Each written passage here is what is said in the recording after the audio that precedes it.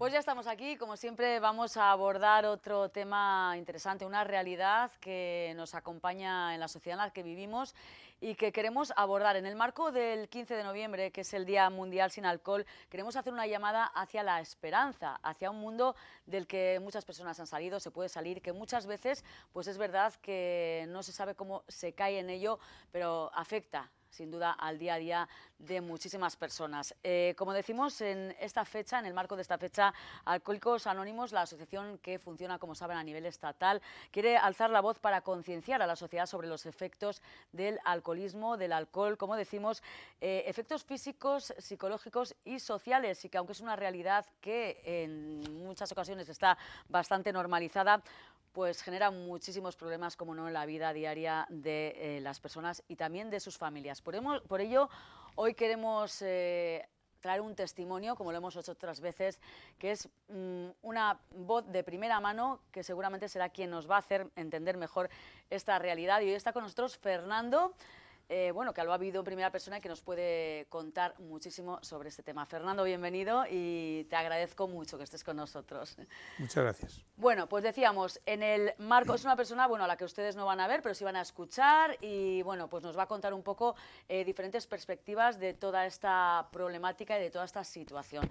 Vamos a comenzar, Fernando, cuéntame, ¿cómo llegaste tú a Alcohólicos Anónimos y cómo te diste cuenta que eso se había convertido en un problema? Bueno, primero habría que decir que Alcohólicos Anónimos no es a nivel estatal, Alcohólicos Anónimos es a nivel mundial. De hecho, bueno, sí, es verdad, nací creo que en Estados Unidos, además, ¿no? Exacto. Sí, de hecho, nació en Estados Unidos hace 91 años sí. que nació Alcohólicos Anónimos. Pero bueno, ciñéndome un poquito a lo que me preguntas, ¿cómo me di cuenta yo de mi enfermedad? Tenías un porque problema, al final sí. el alcoholismo no es otra cosa que una enfermedad. Pero sencillamente yo era muy joven y la verdad es que no me había dado cuenta en dónde había caído, y lo que sí sé, ciertamente lo que sí supe, era que el alcohol se convirtió en un problema enorme porque todo a mi alrededor se había derrumbado. Entonces estaba haciendo sufrir a las personas que me querían, y bueno, yo era el responsable de esto, pues porque, en fin, era el que causaba el problema, ¿no? Y tenía problemas pues, sociales, económicos, todo tipo, personales, de todo tipo, ¿no? Eras joven, me decías que eras jovencito. Sí, yo de hecho comencé a beber muy, bueno, de niño. No voy a contar aquí la anécdota de los monaguillos, pero sí, también lo fui y también utilicé eso. Pero a los 12 años yo en un colegio de Valladolid tuve ya un coma etílico, ¿no? Y a los 14 años dejé de estudiar y empecé a trabajar en un astillero. Y bueno, pues allí empecé a hacer lo que hacían mis compañeros, que no era otra cosa que cuando al mediodía era jornada partida y al mediodía se iba a casa, pues se tomaban unos vinos y se iban a comer, y a la vuelta se tomaban un café completo de aquellos, un café, una copa y un puro, ¿no? Yo me metí en ese jardín, no sé asociando qué tipo de ideas, pero aquello de que, bueno, yo trabajo como un hombre, o yo ya soy un hombre, ¿no? Ya soy un hombre, y el alcohol como que reafirmaba esa idea, o a tu entender, vamos, en ese momento. Eso es, hay que comprender que con 14 años era un niño todavía, y bueno, pues mi cerebro funcionaba al garete y sin novedad. Con 14 años, con 12 años, evidentemente me estás contando que tu entorno estaba afectado. Lógicamente, tú eras un chaval y tendrías no sé si vivías con tus padres, con tus tíos, con quien fuera, sabían de tu problema, o en ese momento, por aquella situación y ese momento que eran otros tiempos, se normalizaba de alguna manera. Pues bueno, sí, mis padres, por ejemplo, que es con los que vivía, pues bueno, una bronca, otra y tal, ¿no? Pero en aquellos tiempos esto no se veía tan dramático, ¿no? Pues era un poco medio normal que los chavales a esa edad, 14, 15 años, pues se tomaran lo que se tomaran, o fueran a casa medio borrachos o borrachos enteros, ¿no? El caso es que yo a esa edad más o menos empecé a a utilizar el alcohol a mi favor, en el sentido de que, bueno, yo me di cuenta que si me tomaba un par de gin tonic, pues era capaz de hablar con cualquier chica del momento, o en fin, pues se me iba la timidez y en fin. Bueno, pero eso sigue pasando. O sea, no te Sí. quiero decir que sea todo el mundo alcohólico, pero mucha gente sigue utilizando el alcohol, ¿no? Para desinhibirte de alguna manera, ¿no? Y eso al final, cuando lo normalizas, es cuando ya caes en un problema, ¿no? Que me imagino que es lo que te ocurriría. Sí, sí. Hoy en día se habla de socializar o de los bebedores sociales, ¿no? Sí. Pues todavía no está descrito eso, perfectamente no está descrito eso, o no creo que lo esté, pero sí, en aquel momento y ahora ocurre exactamente lo mismo. El alcohol lo que te hace es te inhibe de muchas cosas, da rienda suelta a tu cerebro y a tu personalidad también, ¿no? Entonces ocurren estas historias. Yo muchas veces decimos que, bueno, pues el hecho de la carrera de haber bebido tanto durante tanto tiempo te ha llevado al alcoholismo. Seguro que no es mentira, es así. Pero yo creo que también algunos hemos nacido con una connotación en la que de alguna forma o por alguna razón hemos caído en esta historia desde un principio y no lo hemos podido frenar en ningún momento. Es decir, yo jamás he podido controlar, nunca, ni de joven, ni de mayor, ni nada. No he podido controlar nunca el alcohol. Una vez de que empezó a beber o empezaba a beber, pues no podía parar hasta que me cayera o hasta que no tuviera dinero para lo que sea. Esa es la historia. ¿Recuerdas el momento en el que tu cabeza hizo un clic y dijiste, tengo un problema que lo tengo que solucionar y necesito ayuda porque solo no puedo? Pues sinceramente no fui yo, no tengo ese mérito. Fue un amigo mío que era más o menos de mi misma edad y me dijo un día, además trabajábamos juntos, y me dijo un día, Fernando, yo era como tú y hace un año que no bebo. ¿Cómo así? Eso es imposible. Pues es que he ido a Alcohólicos Anónimos y llevo un año sin beber. Y la verdad es que me dejó ahí un anzuelo clavado y ahí es cuando empecé a plantearme, vamos a ver, el alcohol es, y al final deduje que el alcohol era el epicentro de todos mis problemas, ¿no? O sea, ¿era un síntoma, quizás? ¿O somatizabas? Te quiero decir, en ese momento te refugiabas de alguna manera, ¿no?, en el alcohol por diferentes motivos, o ya se había convertido en una costumbre que era todo lo contrario, que no podías salir independientemente de tus problemas. El alcohol hace también esa función, o en mi caso al menos, hace también esa función, que cuando has montado una tremenda el día anterior, o tienes bronca, o tienes tal, pues te refugias en el alcohol otra vez porque hace que tu cerebro se vaya a evadir de todo lo que te rodea. Entonces, pues buscas otra vez a lo mismo, y es una rueda que no para. Pero como decía, descubrí eso, que el alcohol era el epicentro de todos mis problemas, mis familiares, en fin, todos los problemas. ¿Cuántos años has pasado bebiendo, digamos, desde que empezaste con esos 12, 13, 14 años hasta que decidiste ir a Alcohólicos Anónimos? ¿Cuánto tiempo de tu vida pasó? Pues si contamos desde los 12 años, por ejemplo... Bueno, vamos a poner 12, 13, 14, no sé. Es que 12 me parece tan temprano. A los 27 llegué a Alcohólicos Anónimos. Llegaste. Pero podía haber llegado a los 20 perfectamente, que hubiera estado mucho mejor. Pero sí, tuvo en mí y en lo que me rodeaba, tuvo un periodo de destrucción, sobre todo después del servicio militar y hasta los 27 años, tuve un periodo muy duro a nivel personal y bueno, pues a nivel familiar, todo tipo de Bueno, nivel. claro, esas son batallas que van con todo ello, ¿no?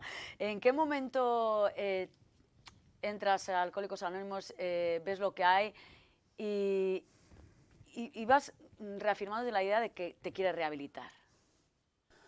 Pues, como he dicho, un amigo mío es el que me dejó el anzuelo clavado y en un momento dado pensé que tenía que ir. La primera vez quedé con él en ir, pero me temblaron las rodillas y no me atreví. Y le dejé en la estacada. Pero la segunda vez fui yo solo porque estaba convencido de que tenía un problema enorme.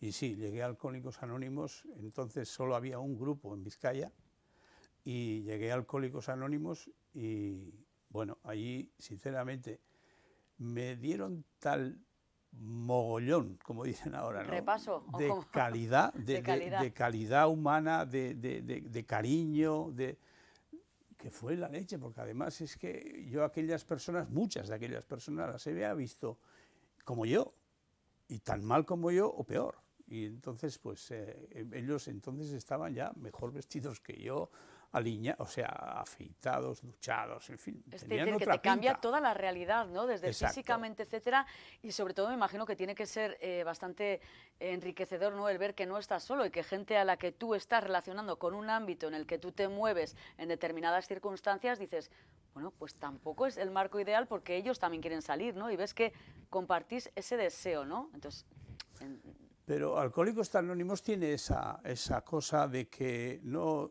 te están predicando nada.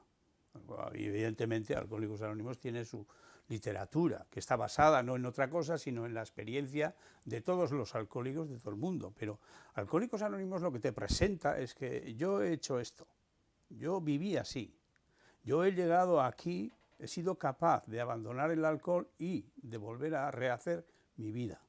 Eso es lo que te enseña, y eso es lo que me enseñaron a mí el día que yo llegué a Alcohólicos Anónimos, ¿no? Entonces, pues a mí aquello me enganchó mucho, y el hecho de pensar que se puede, porque vi allí gente que eran muchísimo más duros que yo, que habían sido muchísimo más duros que yo con el alcohol, a mí me dio una esperanza terrible, y no me separé de ellos para nada. Ellos me vieron, era muy joven, a su lado era muy joven yo entonces, y no sé si hicieron una causa común o qué es lo que hicieron, pero me acogieron con tal cariño y con tal cosa que me guiaron muchísimo. Y bueno, pues... Y al final sientes un poco que tienes que hacerlo, sobre todo por ti, ¿no? Pero también dices, me guiaron mucho. Es como que no les podías fallar también a ellos. Perfecto, exacto.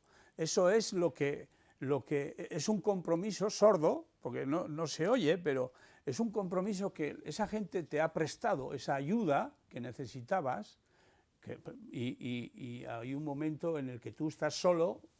Yo entonces conducía camiones, estaba en Sevilla, pero podía tomar, en Sevilla no me conocía nadie, pero podía tomar lo que sea, pero yo no puedo defraudarles a esto. ¿Cómo voy a ir yo mañana o pasado al grupo y decirles que he bebido? ¿O cómo les voy a mentir, decirles que no he bebido y he bebido? No puedes. No puedo hacer eso. Entonces, ahí había un compromiso tremendo, que me ayudó también muchísimo. Entonces, es esto, Alcohólicos Anónimos te da todo esto y te da pues la fórmula, no sé si la ideal, pero una fórmula muy buena para dejar el alcohol. ¿Cuál fue, Fernando, el momento más difícil de todo este camino de la desintoxicación? Que recuerdes. Asombrosamente para mí, quizá el dejar de beber es lo que menos me costó.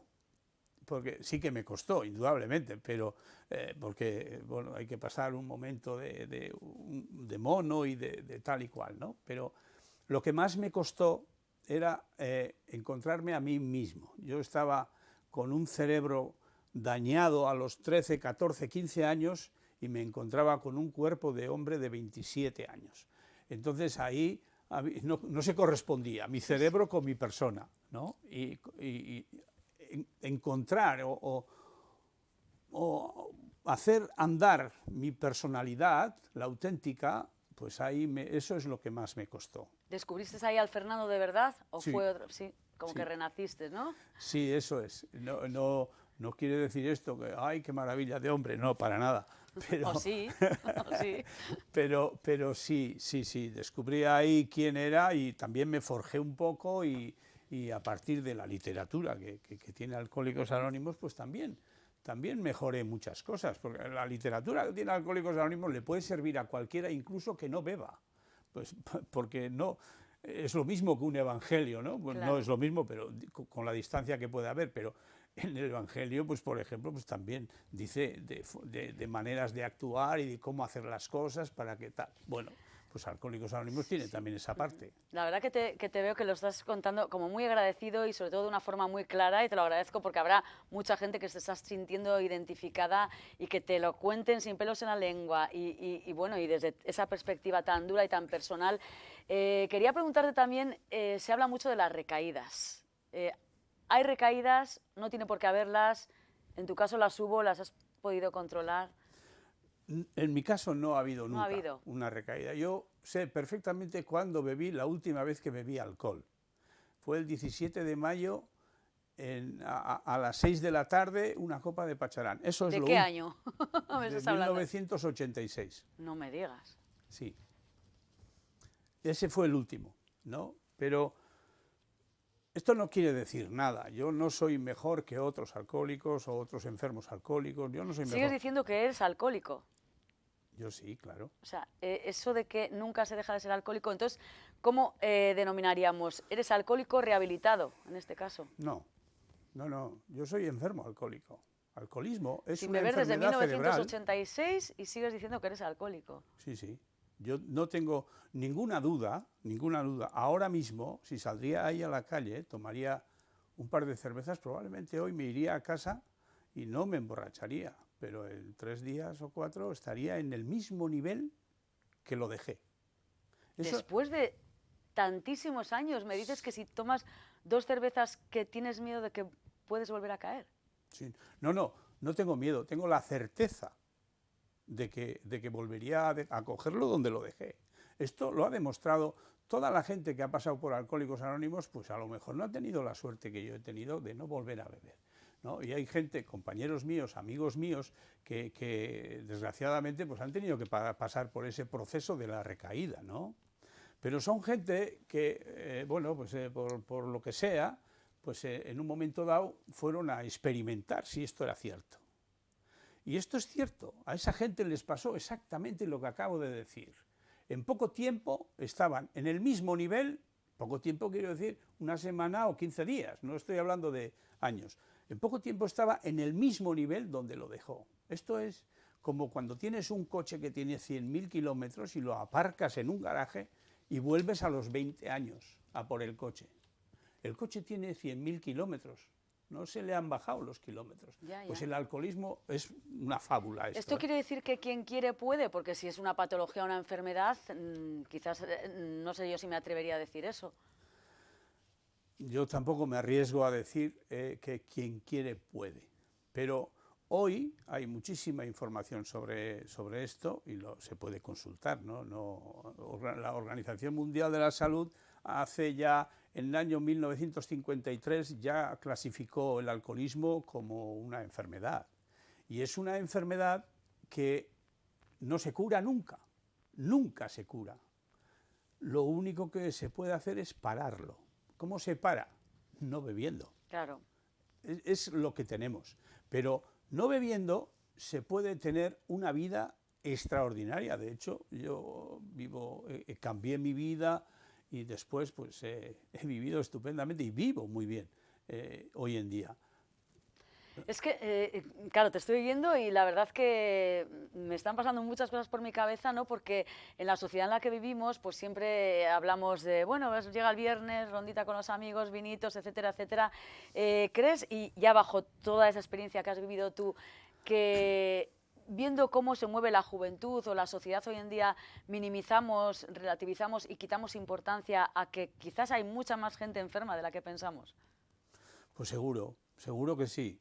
Lo que está claro es que en la sociedad en la que vivimos, todo lo que queremos celebrar y todos los llamamientos son para comer y para beber, ¿no? Y dentro de esto, pues habrá gente que lo hace normalmente, sin tener problemas, pero habrá mucha gente que tiene un problema muy serio de alcoholismo y que está ahí metida. Y bueno, pues es que lo que ocurre es que nosotros no peleamos contra el alcohol, ni queremos cerrar bares, ni nada de eso. No, está claro. Por sí, supuesto, ¿no? Tiene que existir todo esto y existe. Lo que nosotros tenemos claro es que para mí no es. O sea, un diabético, un enfermo de diabetes crónica, pues para ese no son las pastelerías. Claro. pues para mí no son los bares. ¿Y qué señales, Fernando, debería tener en cuenta una persona, alguien para saber que su consumo ya no es normal? Alguien que cree que a lo mejor ni se plantea que lo controla o no lo controla porque hace un poco de el beber, celebrar, lo que dices tú, su forma de vida, pero realmente, ¿qué es lo que tiene que tener en cuenta para saber, tengo un problema, esto ya no es normal? ¿Hay alguna señal que...? Generalmente, desde fuera se ve mucho antes que el propio enfermo, ¿no? Porque está en activo y no lo quiere ver, realmente no lo quiere ver. Hay una frase lapidaria que es tremenda: yo esto lo dejo cuando me dé la gana. Esa frase ya te dice suficientemente que él, en su subconsciente, ya entiende que tiene un problema, pero no tiene las armas con las que pelear contra eso. Pero es así. Sí, sí. Bueno, me parece una charla súper enriquecedora, como estás contando todo. Me encantaría seguir hablando un montón de rato, pero bueno, es lo que nos pasa siempre en la tele, ¿no? Sí quiero que me digas qué significa para ti Alcohólicos Anónimos un poco y qué te ha aportado en todo este camino. Bueno, Alcohólicos Anónimos ha sido mi tabla de salvación, no tengo ninguna duda, y no lo digo por decir. A partir de Alcohólicos Anónimos cambió toda mi vida, cambió mi entorno, mi vida laboral, mi vida personal, mi vida social. Hoy tengo hijos, y yo entonces no lo podía ni soñar. Hoy tengo hijos, nieta, etcétera, etcétera, ¿no? Pues he hecho una vida normal, he tenido una pequeña empresa de transporte, en fin. He hecho una vida así. Entonces, hablas de tus hijos, de tu nieta y tal. Tus hijos entiendo que conocen la problemática que has tenido, ¿se la has explicado alguna vez? No sé si se puede hablar en una familia de un problema que ha afectado tanto a tu vida. Por supuesto. Mis hijos saben desde muy pequeños quién es su padre, que su padre tiene una enfermedad que no se la va a quitar de encima nunca y tampoco lo pretende. Ellos entienden perfectamente y hablan en mi casa cuando hablamos de esto sin ningún problema. Ellos, gracias a Dios, y ahí me siento afortunado, ellos no tienen este problema y son unos chicos estupendos, por lo tanto, para mí es... Y es básico, como conclusión, pedir ayuda, ¿verdad? Por supuesto. Además, estamos ahí. Alcohólicos Anónimos hoy en día tiene correos electrónicos, teléfonos, en fin, hay de todo. Y se puede llamar. Tenemos gente 24 horas esperando a que llame la gente que cree que tiene un problema, incluso los familiares, ¿no? Pueden llamar y, en fin, pues les atenderemos con mucho gusto.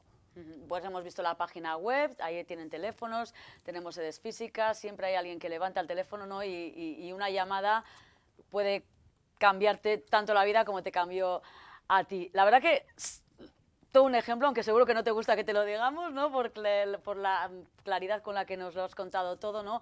Pero a mí no soy un ejemplo de nada, ¿no? Yo creo que sí, pero bueno, nada, solo agradecerte muchísimo que nos hayas contado tu experiencia, que seguro que has ayudado a muchísimas personas y con que solamente una llame, coja el teléfono y cambie su vida como lo hiciste tú aquel día, yo creo que todo merecerá la pena. Por supuesto. Así que te agradezco. Gracias a vosotros pues, por difundir todo esto, que al final es algo que hay que hacerlo en la sociedad también. Está claro. Muchísimas gracias, Fernando, por toda tu experiencia y por contárnoslo así de claro.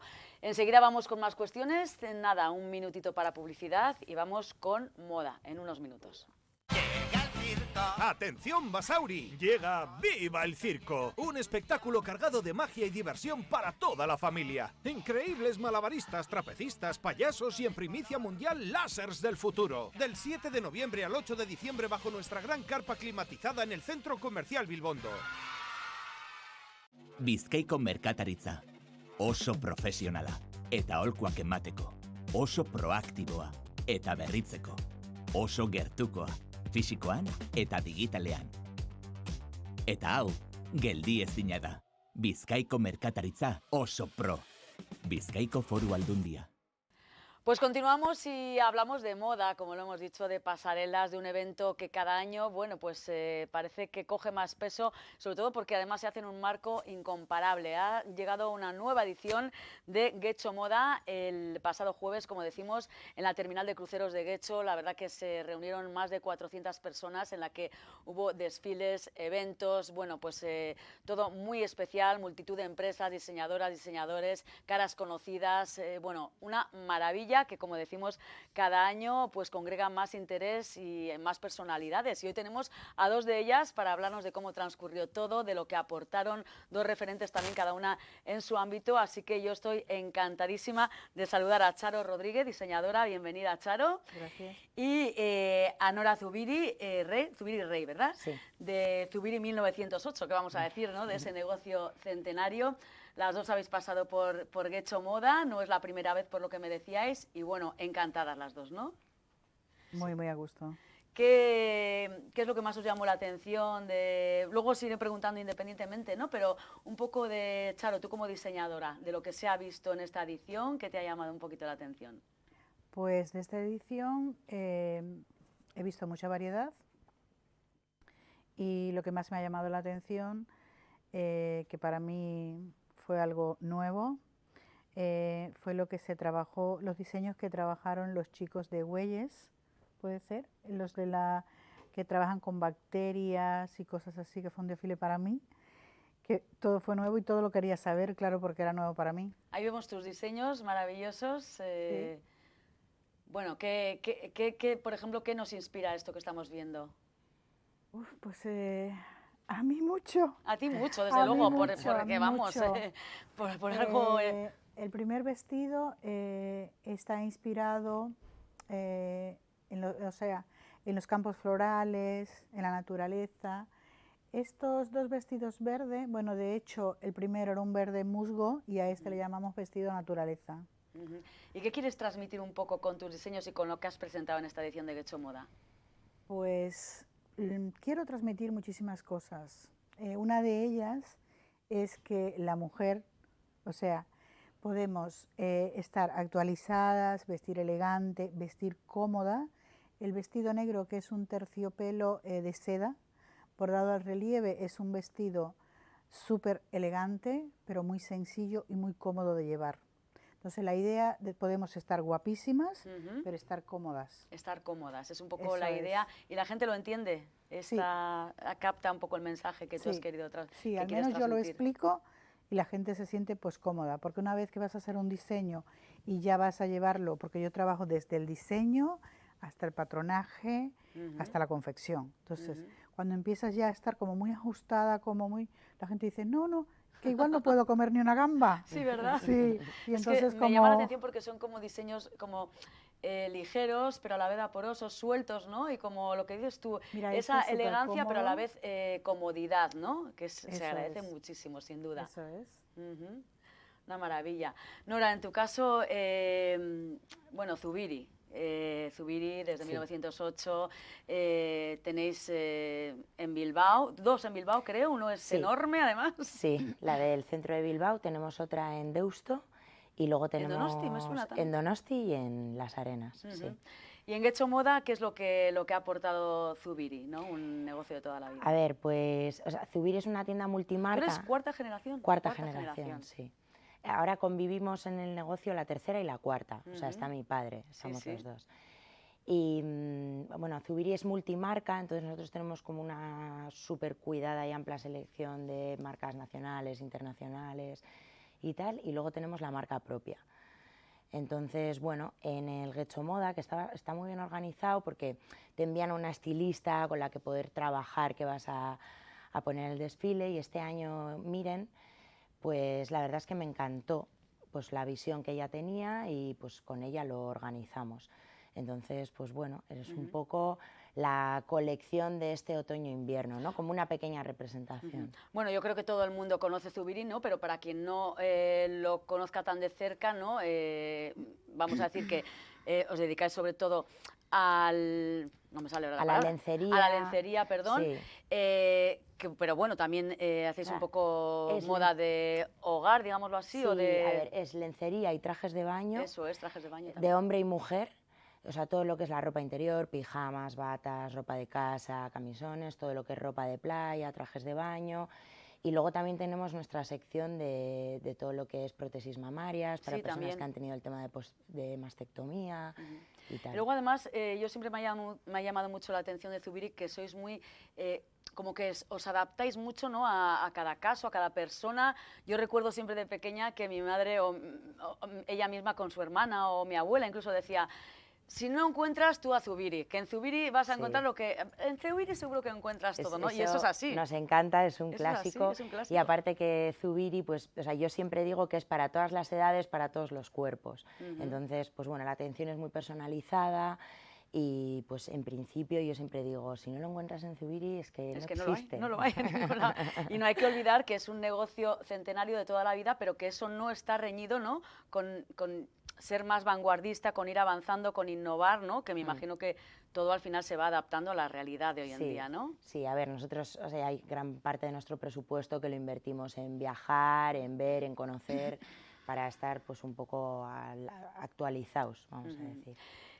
Charo, bueno, y os pregunto un poco a las dos, la terminal de cruceros de Getxo, ¿no?, un escenario muy especial. ¿Cómo influyó este escenario en la energía, por ejemplo, en el desfile, en el caso de tus desfiles? ¿Cómo influye un poco el escenario en este caso? Pues imagínate un escenario a las orillas del mar. Bueno, maravilloso. Pura energía de la buena e incluso creo que no puede haber existido una sola persona que al sentir la energía, la vibración del mar, que es tan fuerte y tan poderoso, es como increíble, increíble. Hubo un momento que yo me paré frente al mar, me gusta observar el mar, y me sentí como relajada. Relajada, ¿no? Relajada, esa es la palabra. Charo, tú tienes también tu taller en Las Arenas, ¿no? Me imagino que... Está en Algorta. En Algorta. Sí, en San Ricobaso número 41. ¿Desde hace cuánto tienes...? 20 años, más de 20 años. Pues eso se queda un negocio. Y tienes, me imagino, ya tu público fiel, ¿no? Pero sí. Aparte de ese público fiel, que supongo que es incondicional, ¿no? ¿Ves que la gente joven o hoy en día, o después de ver, por ejemplo, estos desfiles y tal, se va sumando público nuevo? Sí, sí. Es decir, tus diseños son para cualquier edad, para cualquier persona. Quiero aprovechar para dar gracias a todas las clientas que me han llamado. Yo creo que cada día tenemos, o sea, las personas que estamos trabajando al público, y cuando tú te dedicas con pasión y amor al trabajo, siempre tienes clientes nuevos. Y lo bueno de todo esto es que llegan para quedarse. Claro. ¿Y cómo definirías un poco a tu público, si es que hay un perfil que podamos...? Mi público. Ellos que no saben vivir sin mí. Sí, por algo será, ¿no? Por algo será, entonces. Bueno, pues yo estoy feliz con mi público. Yo estoy feliz. Estoy feliz con mi público. Siempre me escuchan, siempre les escucho, que también es importante. E intento adaptarme a los que ellos me piden. Y cuando no puede ser, pues les explico el porqué de no puede ser. Tu público supongo que sí, ¿no? Pero la sociedad en general o la gente hoy en día valora realmente el valor, valga la redundancia, de la moda, ¿no? Que al final dices, bueno, pues no es lo mismo ir a una tienda al por mayor que ir a un diseño, que a una persona que te va a hacer las cosas con otro mimo, con otro detalle, que se adapta a tus necesidades, que le puedes pedir consejo, ¿no? ¿Esto la gente lo entiende y lo valora? Lo valoran. Lo valoran y está comprobado porque muchísimas personas, o sea, clientas que ya he trabajado me dicen, desde que te conocí, ya vengo directamente a ti porque llego y ya sabes lo que quiero. Y es porque han depositado una confianza en la cual yo creo que desde mi punto de vista es más cómodo ir a algún sitio donde puedas tú estar convencida de que vas a encontrar lo que tú quieres y no estar deambulando como el caso de Zubiri, que Está dices, ya no encuentras si vas a Zubiri, a pues Zubiri, iría sí, sí. directamente donde ellos. Sí, sí. Sí. ¿Qué os inspira un poco del estilo vasco, de la cultura, digamos, de aquí, ¿no? de Euskadi, a la hora de crear, en tu caso, o de seleccionar, en tu caso, vuestras prendas, vuestras colecciones, etcétera? ¿Qué es un poco lo que queréis destacar, que es seña de identidad, ¿no? En este caso de Zubiri, de Charo, cuéntanos. Bueno, en mi caso, creo que la sencillez y la elegancia van de la mano. Tengo mucha cultura en este mundo y fuera de Bilbao. Y, por ejemplo, las invitadas, las novias de Bilbao, siempre van sencillas, pero a veces menos es más. Es más, ¿no? Sí. Voy a hacer una anécdota que pues sí, llegó. eso nos cuenta mucho. Sí, nos es una gusta anécdota mucho, que sí. llegó a mi taller, y es que llegó una novia. También hago trabajo de novia, o sea, Sí, vestidos mira. de novia, sí. Lo que pasa es que en este caso yo solo saqué para madrinas, invitadas de fiestas y demás. Llegó una novia y me di cuenta que era inmediatamente, pues, o sea, que la chica era de aquí. Y cuando me dice que quería un vestido con pañuelos de colores. ¿Y ella era la novia? Sí, con pañuelos de colores. Cuando me dijo el color de los pañuelos, o sea, yo, la pregunta que le dije, ¿eres vasca? Y me dijo, sí, de toda la vida. Digo, ya. Entonces no entendía nada. Yo tampoco lo estoy entendiendo, la verdad. Pues detrás de aquel vestido había una historia que para ella era súper importante, y yo con todo el amor del mundo. ¿Y le hiciste el vestido de colores? Sí, sí. Sí. Me encantaría El vestido verlo, de colores, voy a sí. inspeccionar por ahí. Y claro, es como, me sorprendió porque lo normal es, pues, cosas muy finas, Sí, claro. muy sencillas. Vestido de colores. Sí, así como en otros países, pues una novia tiene exceso de brillos, excesos de volantes, pues la moda vasca, y de hecho me gusta más la moda vasca. La moda vasca, está claro. Pues sí, toda una anécdota. Y Nora, en tu caso, en Zubiri, ¿cuál es un poco vuestra seña de identidad, ¿no? A nivel de aquí, porque Zubiri es un Zubiri, vamos, ¿no? Pues, a ver, claro, o sea, Zubiri ha evolucionado mucho desde que empezó, ¿no? O sea, desde que empezó mi bisabuela haciendo corsés a medida, pues directamente lo que ha evolucionado mucho es el mundo de cómo es la relación de la ropa interior, la mujer, o sea, ahí ha habido una evolución. Entonces, bueno, pues a día de hoy, o sea, coincido con Charo en que aquí hay un gusto muy sobrio, sencillo. Entonces, pues bueno, yo intento comprar un poco para todos los públicos, o sea, no solo lo que yo me pondría o lo que yo considero que es lo que más me gusta de la moda de aquí, ¿no? Pues yo también entiendo, o sea, Zubiri lo concibo como un sitio para que todo el mundo pueda comprar. Entonces, pues me intento adaptar también en diferentes estilos lo que yo creo que es más, o sea, si hay una rama que puede ser más fashionista, pero lo que yo creo que sería un fashionista de Bilbao. De Bilbao, ¿no? ¿Sabes? Entonces, pues bueno, ahí voy encajando lo euskaldunizamos un poco todo, ¿no? Creo que, Charo, en tu desfile mencionaste a tu abuela, ¿puede ser? Sí. Rosa. Tu abuela Rosa. Dices que fue tu gran maestra, ¿no? ¿Cómo influye o ha influido su legado en tu forma de entender la moda? Bueno, pues yo nací donde me crié con mi bisabuela y mi abuela y mis padres, o sea, pero éramos como muy cercanos todos. Y recuerdo hacer los deberes pues en los talleres de la mamá. Vamos, que has crecido entre... Y entonces he crecido entre patrones, escuchar los centímetros del hombro, si tienes de espalda, cuánto tienes de hombro. Mi bisabuela fue una gran maestra. Mi abuela Rosa. Mi abuela Rosa en mi vida del mundo de mi trabajo tiene una gran importancia. De hecho, todos los días de mi vida, cuando voy a comenzar a trabajar, yo le pido su bendición, luego comienzo a trabajar. Es decir, que ha sido un estoy pilar importantísimo. Súper agradecida con ese legado que me han dejado, porque cuando hice diseño de moda ya sabía coser. De hecho, Claro. cuando hice diseño de modas ya sabía coser. Claro. De hecho, siempre me decían, claro, para ti es muy fácil Tú has porque tenido ya... enchufe, enchufe, Sí, lo tenías en para casa, ti es muy claro. fácil porque ya tú sabes coser, pero Claro, ¿cómo no voy a saber claro, coser? si has crecido Con con las ello, grandes ¿no? No te maestras. podías haber dedicado a otra cosa, Cuando está era de claro. pasar el hilo, de, ¿sabes? Entonces, hoy en día siempre digo, tantas horas que pasé pasando hilos, Claro. y hoy en día tengo máquinas que te pasan los hilos. Ujú. Entonces, ha evolucionado tanto y siempre digo la misma frase de, ay, mamá, Claro, a si mí me da la vieras las sensación máquinas ahora. de que la emoción y la historia personal, ¿no? Tienen mucho que ver, ¿no? En tu estilo, Sí, en tus sí, prendas, etcétera, ¿no? sí, mucho, mucho. Siempre, yo recuerdo que siempre intentaba vestir a la mujer. No estoy discriminando a los hombres, pero como siempre fue lo que me enseñaron, o sea, siempre intentaba que estuvieran, ella siempre me decía, hay una raya tan fina, tan fina, entre lo sexy y lo vulgar, que nunca se puede sobrepasar.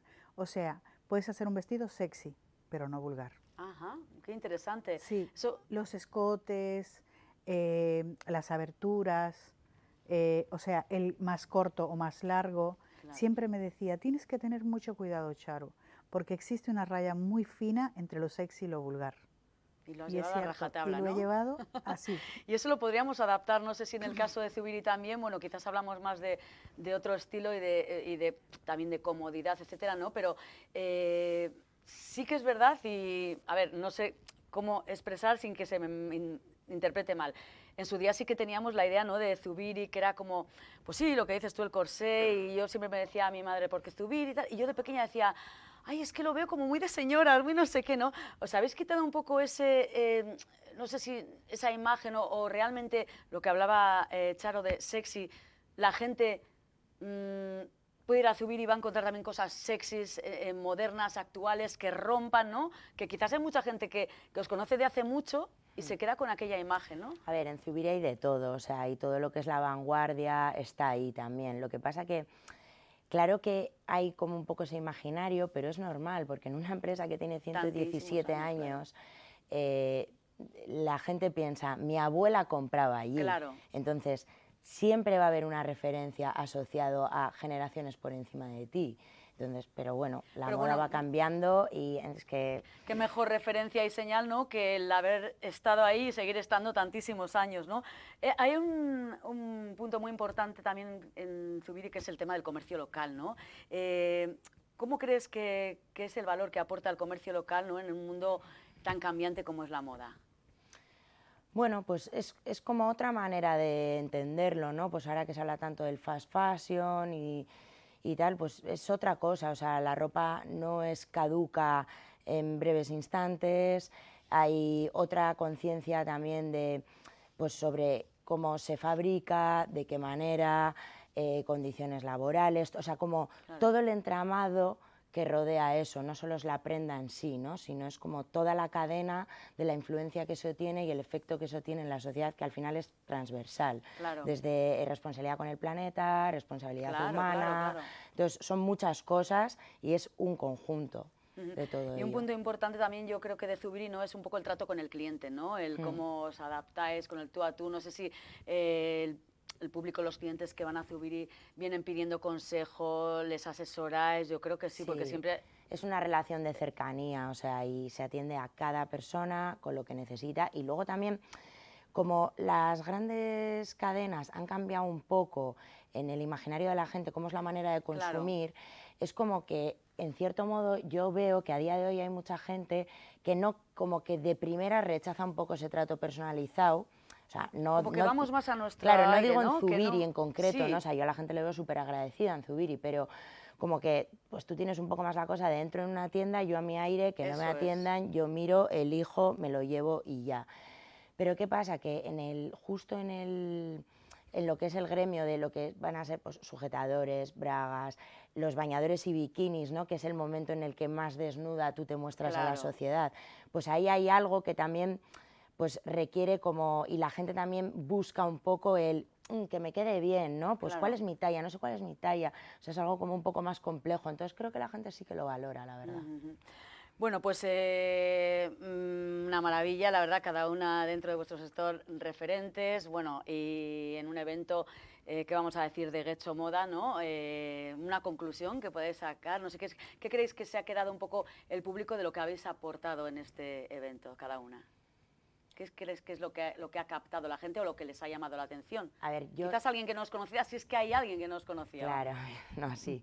Curioso, siempre hay gente que no te conoce, aunque lleves toda la vida, fíjate tú, ¿no? que ya lleváis años. Pero, o sea, yo no tengo tanto como recogido el feedback de en qué ha quedado en la gente, qué pozo ha quedado, pero lo que sí que ha quedado en mí es que yo valoro enormemente como el trabajo que se hace ahí desde Getxo Empresa, en el Getxo Moda y tal, porque me ha parecido súper profesional, súper cuidado y, o sea, como que pongo muy en valor el trabajo que se ha hecho desde ahí, ¿no? Como que a veces igual he participado en otras cosas y bueno, pues dices, bueno, pues he participado, ya está, ¿no? Pues, pero en el Getxo Moda este año me ha quedado como esa sensación de qué profesional, qué cuidado, como con qué respeto, o sea, eso me ha parecido como a poner en valor. Sí. Son años ya.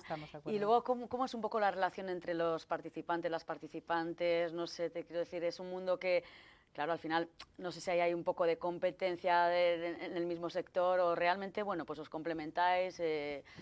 Pues yo, no sé. A ver, yo no llamaría competencia. Sí, es que yo Hombre, no, por ejemplo, tú que es diferente, pero no, no pero, sé, pero ha habido pues otras 2 tiendas de lencería que han desfilado ahí. Claro, pero yo en ese sentido sí que tengo como un poco más conciencia gremial, o sea, creo que la red solo amplifica, ¿sabes? No es tanto como una competición de tú a tú, o sea, imagínate, si dejaran de existir el resto de tiendas de lencería, para mí sería muy negativo como tienda de lencería. Es al revés, cuantas más haya, quiere decir que más lo valora la sociedad, por tanto es positivo. O sea, yo quiero que haya más y más tiendas. Me parece súper importante lo que dices, evidentemente. Y en el caso de Charo, tú ya has dicho claramente que tú no ves competencia ninguna, para nada. Cada uno sois diferentes, aportáis cada uno Todos tenemos gustos diferentes, tanto como a la hora de elegir lencería, como a la hora de elegir un traje, un vestido, o sea, en colores, en todo. Yo no lo veo como una competencia. Todo lo contrario, todos muy bien y muy unidos. ¿Y qué mensaje, para ir terminando, lanzaríais un poco a las nuevas generaciones, a la gente joven, ¿no?, que se quiera dedicar, en tu caso, a la moda y en tu caso al comercio, ¿no?, de este tipo? Si me podéis bueno, decir en un mi mensaje. caso, pues eso que se ha perdido, lo artesanal, lo que de toda la vida se ha hecho, que realmente lo hemos cambiado por grandes empresas, lo artesanal, sobre todo la juventud, bueno, yo diría incluso desde la niñez, depende de la edad, claramente, pues saber lo que es un botón y una aguja y cómo se pone. ¿Verdad? Sí, porque la mayoría no lo sabe. No, la inmensa mayoría, diría yo. La inmensa mayoría. Claro. Lo artesanal, el trabajo artesanal, el de toda la vida, eso se ha perdido, se ha perdido. De hecho, quedan modistas profesionales de las que de verdad, porque hay gente que dice, yo sé coser, o sea, no, de las que de verdad entran con la aguja y el hilo, pero bien preparado, como digo yo, desde cero, eso se ha perdido. En tu caso, Nora, para concluir. Pues, a ver, yo diría a la gente joven que se quiera dedicar a esto, pues que entiendo que es algo que da vértigo, porque parece como si se hubiera copado todo el espacio por otro modelo de negocio, pero yo creo que siempre hay espacio y sobre todo que para el trabajo que se hace con cariño y cuidado siempre hay espacio y la gente siempre le da un espacio. Bueno, pues nos vamos a quedar con esa frase. Charo Rodríguez, diseñadora, Nora Garay, bueno, Zubiri, cuarta generación, ¿qué vamos a decir? Muchísimas gracias por compartir vuestra experiencia con nosotros y por participar en ese maravilloso mundo de Getxo Moda en esta edición. Y nos vamos a quedar con unas imágenes de ese evento maravilloso que ha tenido un escenario, bueno, pues impresionante. Así que nos quedamos con ello y enseguida vamos con más cosas. Le matin s'éveille doucement, la lumière danse sur la peau, les volets s'ouvrent lentement, un sourire vient sans mots, un parfum de café chaud, un rayon sur la table. et le monde semble beau.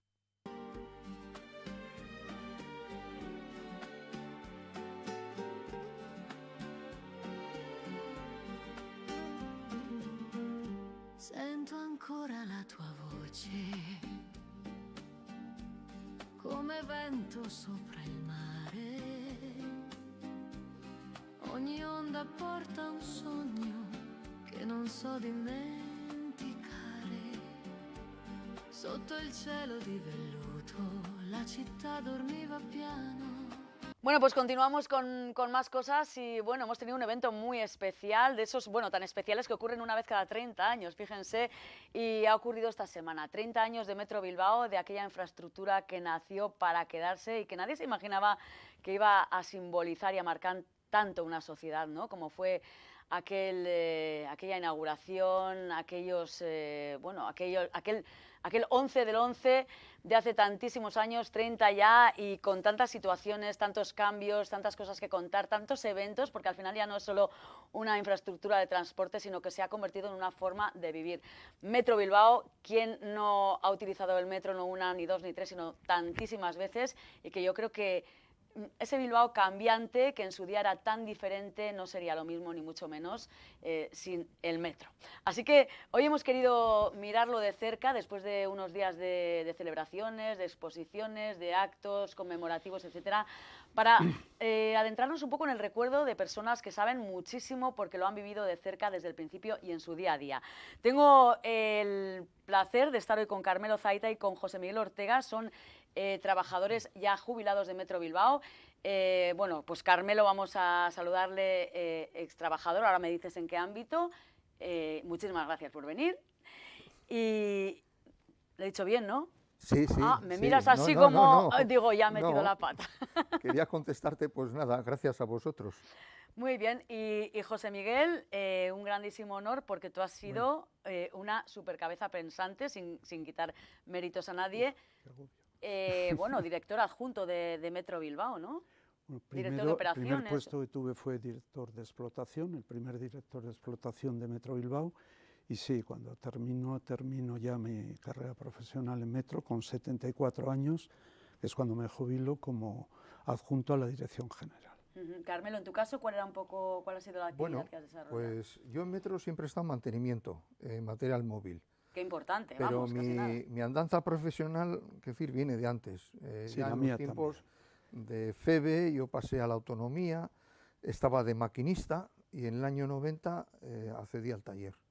Y tú ya desde ahí he estado ya, es mi, digamos, bueno, pues mi tu carrera modo de vida profesional. casi, ¿no? ¿Eh? Vinculados al transporte los dos, ¿no? Porque tú me decías que también habías Yo estado... venía, sí, realmente estuve 13 años, desde 1981, que es cuando venía de una ingeniería, yo tengo 2 carreras universitarias, y venía de Eusko Trenbidea.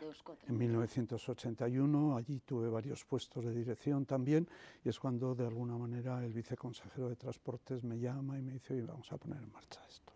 Sí, pero sí, está vinculado. Bueno, pues, y Carmelo, tú también desde el inicio, ¿no? Sí, sí. Sí, bueno, yo llevo antes desde del 71. inicio. Antes, bueno, sí, antes, yo me cuando se estaba incorporan fraguando todo. Diciembre de 1993, la selección de la fecha, porque se hace ese 11, 11 of 11 at 11, todo este lío, ¿no?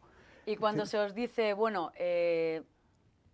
estamos fraguando el metro, etcétera, etcétera, en ese momento, ¿qué pensáis? ¿Qué pensáis que iba a suponer el metro para Bilbao? A ver, yo el proyecto de metro, los primeros estudios que me encarga el gobierno son de 1987, los modelos operacionales, el cálculo del parque de trenes, y realmente, pues hombre, un proyecto de esta magnitud nunca sabes muy bien qué alcance va a tener, ¿no? Es verdad que trabajamos con prognosis de tráfico, que para mí es espectacular porque yo he trabajado en la puesta en marcha de Metro de Málaga, de Granada, de Sevilla, he estado en Mallorca, he estado en Madrid, en fin, porque Metro me ha, digamos que de alguna manera me ha vendido como consultor externo en otros metros, ¿no? Si piensas un poco, gente que ha estado arrancando un metro vivo, pues aquí. La gente bueno, hoy se ha muerto, ayer se ha muerto Carlos Mendoza de Metro Madrid, que era uno de los históricos, pero es que no quedan. Entonces, en ese momento lo que sabíamos era lo que daban las prognosis de tráfico. Cuando tú hablas del sistema de transportes de Vizcaya, yo creo que la gente no entiende. Entiende la gente si le hablas del sistema de salud de Vizcaya, eso lo entendemos todos, ¿no? Porque todos de alguna manera. El sistema de transportes de Vizcaya es el sistema que asegura que resuelve los problemas de movilidad de Vizcaya y se compone de una serie de modos. Entre otros está el modo metro, están los trenes, los taxis, los autobuses y ahora todos estos patinetes, en fin, todas estas cosas, la ¿no? movilidad, Y el digamos, ¿no? metro se diseña como eje vertebrador del sistema de transportes de Vizcaya, que lógicamente en este momento yo sí era consciente de que estábamos haciendo algo que no era para 30 años, era para los próximos 100 o 200 años. Claro, claro, es que Claro, esto aquello fue era, algo- y claro, todos los estudios que hicimos de prognosis, que luego se han cumplido, ¿eh? Yo estoy en cantidad de proyectos en el Estado español que no han cumplido las prognosis. Yo creo que el gobierno vasco no ha sido capaz de explicar lo importante y lo bien que lo hicieron. No, ¿no crees que se ha captado ese No, mensaje? a ver, estos son opiniones. Cuando no hay datos hay opiniones. Ya, claro, Lo claro. mejor es no, que haya no, ¿y datos. quién mejor que tú? Claro. Pero yo creo que, joder, la verdad es que lo hicieron muy bien. Y las prognosis, los datos que daban, este año van a cerrar con 102 millones de viajes. No, los datos son increíbles, o sea, Claro, es pero es récord que tras récord. cuando las prognosis... Y ahora tenemos Santo Tomás a la vuelta de la esquina, espérate tú, que ese día suele ser histórico. Te está comentando precisamente un tema que ha dirigido la vida de cualquier ferrocarril. Tú cuando haces un ferrocarril, cuando hacían, mejor dicho, lo primero que hacían era estudiar los movimientos y las personas que podían venir a utilizar ese ferrocarril. Y de ahí salía la rentabilidad. Es decir, entre los viajeros, la aportación de viajeros y la aportación de mercancías, sabían o intuían qué producto podían sacar. Y entonces, claro, había veces que un ferrocarril se hacía maquillando esos datos, como pasa hoy día Eso con... como usuario, claro, no lo pensamos. La gente que estamos Claro. utilizando sin pensar y sin un diagnóstico previo y sin todas estas obras de ingeniería que tenéis vosotros en la cabeza, Nada, pues porque nos lo estáis contando y Claro, evidentemente... pero nosotros, todas las prognosis, para que te hagas una idea, las cargamos, creo recordar, ahora estoy tirando la memoria, con el padrón yo creo que era de Bilbao o de Vizcaya, de 1984, cómo estaban configuradas las familias, dónde estaban los centros de estudios. Cuando tú haces un estudio de este calibre y lo proyectas en un horizonte, en aquel momento se hizo un horizonte del 2040, para el 2040, claro, tú tienes que saber y tienes que conocer todos los planes de crecimiento, centros urbanos, Pero eso médicos. Es un poco... Pues es una adivinar, prognosis. ¿no? No, ¿O es qué? que es una prognosis, eso Claro. es una prognosis. Tú haces una presuposición. Me Mira, yo refiero- de chaval, como estudiante, me he tenido que ganar la vida de muchas maneras. Bueno, pues para que te hagas una idea, es el primer contacto que tengo, por casualidad, porque vivía en una familia muy, muy pobre y entonces trabajaba para poder estudiar. Yo estuve en las prognosis de tráfico que se hicieron para hacer la autopista Bilbao-Donosti. En la recta, Claro. en San Pedro de Boroa, en la entrada a Morevieta, con la Guardia Civil que nos paraba los coches, con unas planillas, y me acuerdo perfectamente lo que preguntábamos. Pero no deja de ser, oiga, si usted tuviese un medio de transporte que acortase el tiempo de viaje y le costase no sé qué, ¿usted lo usaría? Y entonces, pues iban 4 en un coche. Una prognosis, como dices, tan a larguísimo plazo, me parece Bueno, pues súper aventurado, porque pero claro, el modelo de familias ha cambiado, no contábamos quizás con la Sí. demografía que íbamos a tener más envejecida, Sí. etcétera. No sé si todas esas variables se tienen en cuenta. Algunas sí y otras no. A ver, hay una herramienta, en concreto nosotros trabajamos con una herramienta de prognosis de 5 etapas que era de INECO, que además, bueno, está llena de integrales, derivadas, en fin. Y depende, fíjate, no es tan importante la herramienta, sino la interpretación de los datos que arroja la herramienta. En el mundo actual civilizado, yo creo que chilenos y americanos son los líderes en el manejo de este tipo de herramientas. Y es curioso porque a mí lo que más me ha llamado la atención de todo esto es el grado de acierto, porque que normalmente no se hace, porque cuando hay una voluntad política de hacer una obra de este estilo, luego normalmente se busca el dinero y luego hay que justificar la necesidad. Hay que decir, oiga, no, esto es que hace falta. Y siempre hay una tendencia, como decía Carmelo, a a que los datos, pues, depende Y- cómo los interpretes.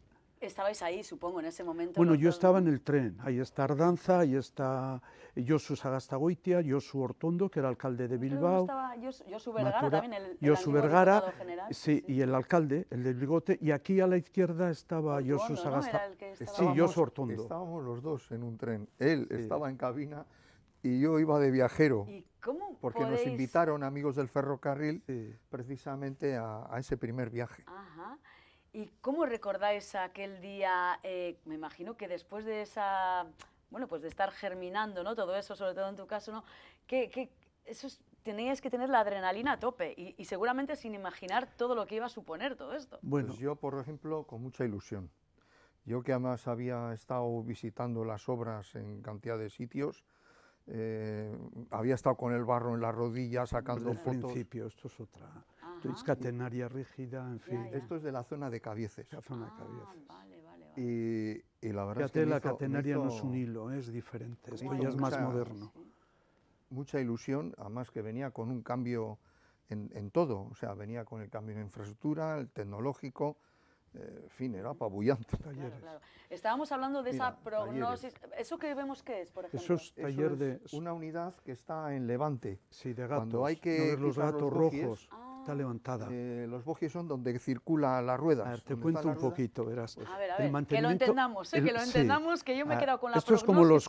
coches. No, pero la prognosis es el principio, Sí, nada de pero esto son palabras con existía. las que muchas personas no están familiarizadas. Pues Claro, la él desde prognosis es, su mente de ingeniero. A ver, un coche, cuando vas al taller a mantenimiento, te lo levantan en una Sí, plataforma. un diagnóstico, digamos. Bueno, pues, ¿no? no, en este no. caso no es una plataforma, son esos que Los llaman gatos. gatos, se llaman Ah, gatos. vale. Entonces, esos levantan el tren y de esa manera puedes acceder a los bajos Ajá. o a sacar donde van las ruedas, Las ruedas. pues Sí, para sí. hacer operaciones de mantenimiento con ellos completamente A ver, el separados. mantenimiento de los trenes son 5 gamas, 5 tipos de mantenimientos diferentes en función de los kilómetros que recorren.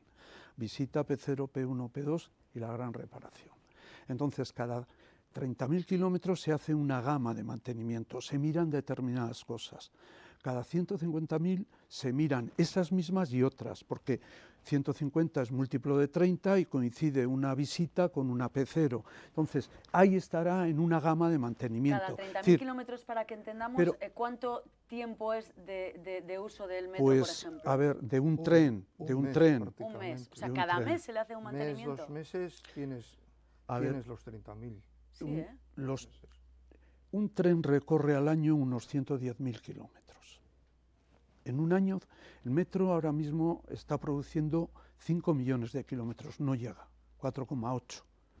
4, o sea, si tú calculas la longitud de la circunferencia de la Tierra, 2pi, o sea, 614 por 6.784, que es el radio de la Tierra, te viene a dar, pues eso, unos 40.000 kilómetros, pues el 40.000 para llegar a los 5 millones, a los 4 millones, pues 100 veces da 100 veces la vuelta a la Madre Tierra. mía. Claro, es que piensa que tú produces al año 240.000 trenes. El cliente, cuando pide servicio, él no es consciente. Y lo que hay detrás de eso, personas trabajando en... Mira, los maquinistas, para que te hagas una idea, tienen en un año, en el colectivo de maquinistas, 5.000 turnos diferentes de trabajo. ¿En un año? En un año, Pero no, sí. eso no puede ser, no me salen las cuentas. No, ellos no, entre todo Sí, el sí, sí, colectivo. entre todos, pero sí, es sí te mucho. salen las cuentas, porque, y verás cómo te salen conmigo. A ver, explícamelo, A que ver. yo soy de letras, ¿eh? Sí, pero servicios diferentes, ¿cuántos hay? En una semana de invierno, 4, ¿no? Sí. Laborables de lunes a jueves, bueno, el vale, viernes sí. es diferente, Sí, sí. el sábado es diferente y el domingo es diferente. Claro. Y tenemos invierno, verano 1, verano 2, hasta en Agusía, con lo cual servicios distintos, al final tienes en el entorno de 70. Un servicio, cuando tú coges el convenio, es como el cracking del petróleo, lo tienes que convertir en algo que sea digerible por los trabajadores, que lo pueden hacer respetando la conciliación de la vida laboral y familiar. Claro, un servicio se compone de 80 turnos. un laborable. Sí, sí. Un domingo tiene menos. Si multiplicas 70 por 80 te da 5.600. Como el turno mayor es el de viernes, pues ahí estás. Ya salen los 4.800, 5.000. Ya saben los números, madre mía. Claro, esto es, y esto, ¿cómo lo hace? Esto es importante. Vaya porque- bulto, ¿eh? Vaya fregado, ¿no? El que se metió Bilbao, Sí. y fíjate tú lo que se vendía. Sí. Que Bueno, esto es diferente que la obra, ¿eh? No Sí, sí, tiene es nada. Una cosa es diferente. la obra Ahí y vemos otra, la obra, sí, ahí está Norman, Norman Foster. que fue a la inauguración, yo creo que no estuvo ese día. Pues no me acuerdo. Me Yo parece que no, tampoco pero me dejó su, acuerdo. No me acuerdo. dejó su firma en una estación y... No, y pero ahí esto le- es muy reciente, Sí, sí, cuando sí, sí, vuelve sí. aquí y cómo viene Norman Foster y por qué le contratan a... yo lo he oído contar, yo no he estado en la contratación de... Oye, probablemente hoy en día no habría... Yo creo que hay... ¿Quién era en aquel momento? Yo creo que era diputado general Alberto Pradera Jáuregui, diputado general de Cuando se Vizcaya, terminó, yo pensaba que era Josu Vergara, ¿no era Josu Vergara? consejero de Transportes. Ah, Luego fue vale. también diputado Vale, No vale. general. estaba, bueno, es que el proyecto, Es que ahí- los ahí es- proyectos salen, en principio está Macua, no me acuerdo Sí. el nombre ahora, que es José con Luis. el que primero se empezó a Mario. generar ya realmente la realidad de lo que es metro. Y luego con Alberto Pradera fue Que digamos, tenía el mucha diseño, relación con... que si Euskotren iba a hacer la explotación de metro, que luego no fue así, y ahí estuvo también la parte política. Bueno, hubo en mucho, medio. sí, porque y tuvo muchas complicaciones. El Gálibo, ten en cuenta que de los 40 kilómetros que recorre metro, 20 es en superficie, lo que va de Luchana, bueno, desde la salida de San Ignacio hasta Plencia. Eso, el Gálibo, la anchura de los Sí. trenes, era 2,45 y hubo que pasar a 2,80. Los trenes actuales tienen 2,80. 2,80. A un tema de capacidad. Piensa que un tren con una densidad de viaje, la gente cuando va al fútbol se queja, es que vamos como sardinas, no sé qué y tal, pero eso es el metro. Claro. Oiga, usted vaya a un taxi, vaya, cuando vas a un evento de este estilo. Yo creo que el récord de metro, una ciudad de 345.000 habitantes como es Bilbao, el día de la Gabarra, esta última Sí. copa que ganó el Atleti, o yo no recuerdo, pero pasaron de 440.000 viajeros en un día. Una ciudad de 345.000 habitantes, pero Dios mío, ¿vale? increíble. Con 600 o 700 trenes que puedes hacer en un día, que puedes producir en un Desde día. vuestro punto de vista, porque Bueno, es ya sabéis mucho que- rollo, ¿no? No, es mucho rollo, a mí me encanta y me encantaría poder hablar, Ya. pero claro, tenemos el tiempo que tenemos. ¿Cuáles serían un poco, cuáles han sido los mayores retos, tanto a nivel técnico como humano, de esos primeros inicios del suburbano, ¿no? ¿Cuál es un poco vosotros desde el germen de todo eso que os marcabais, ¿no? Como reto en aquellos años? Yo como trabajador lo he visto en la cantidad de formación que ha habido que dar, porque partíamos de un nivel técnico muy pobre, muy pobre, en todo. O sea, yo todavía me acuerdo de un taller en el que había soldadura, perfiles, no sé qué, y todo eso carpintería. desaparece. El trabajo cambia radicalmente. O sea, bueno, radicalmente.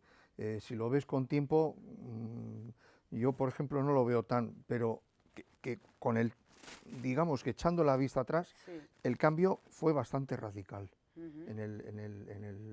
Tanto en la atención a los equipos, había mucha variación de un equipo que teníamos a este, mucho. Luego, pues en lo que es la explotación del suburbano, no había comparación Claro. de lo que había Ujú. a lo que teníamos luego. Ujú. Las frecuencias que te puede hablar José Miguel. Sí, bueno, desde mi punto de vista hay dos hitos para mí importantes.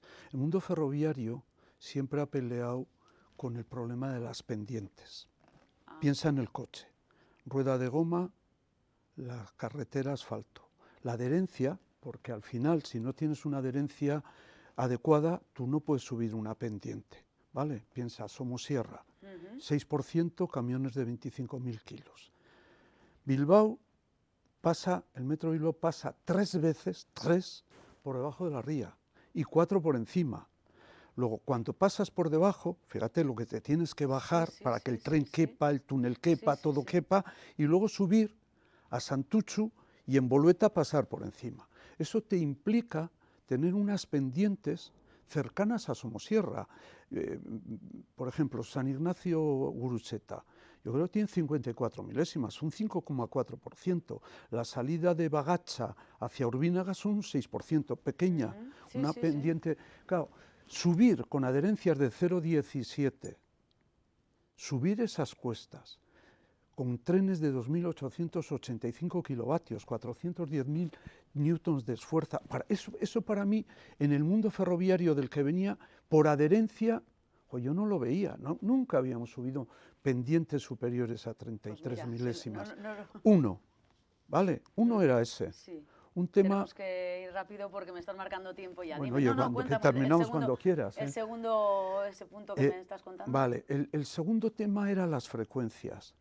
Piensa en un tren que pesa 250.000 kilos y que se va a acercar un tren al otro, ¿vale?, por los movimientos relativos mientras uno está parado, para hacer frecuencias de 135 segundos, se van a acercar a 80-85 segundos. Es que estás viéndole delante.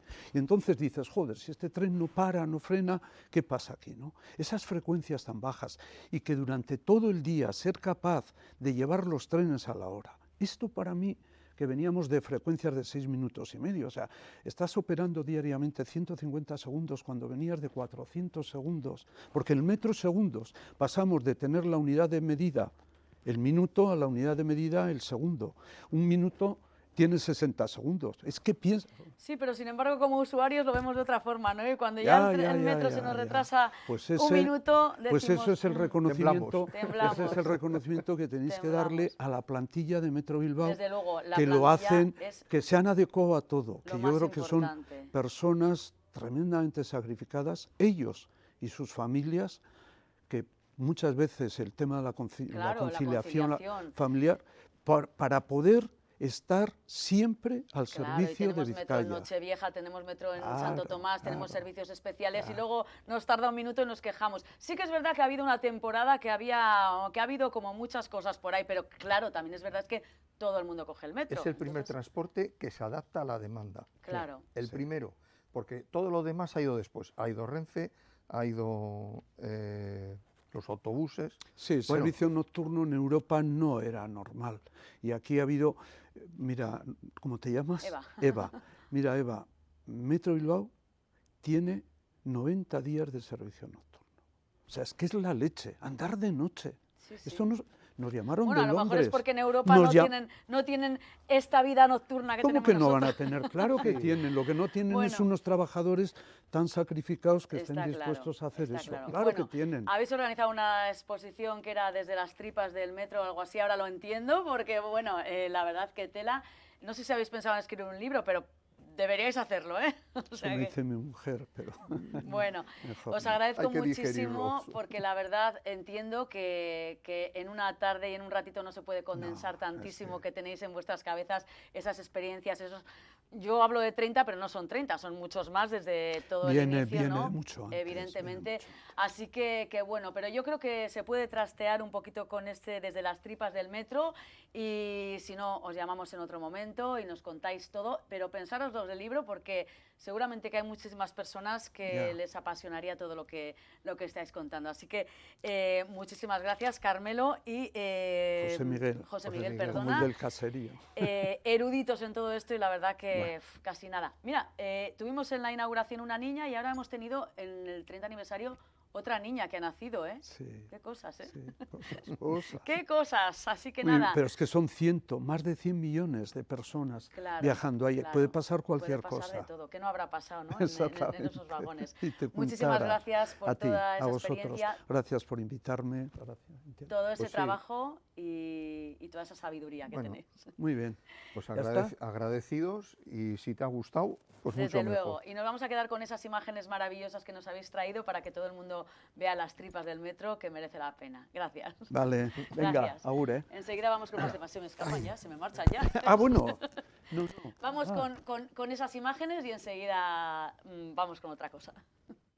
30 años ya de metro, me imagino que usted es una usuaria veterana también. Sí, ¿no? Lo que pasa es que no me había dado cuenta la fecha que era, pero bueno, está bien. Hemos venido para el coro.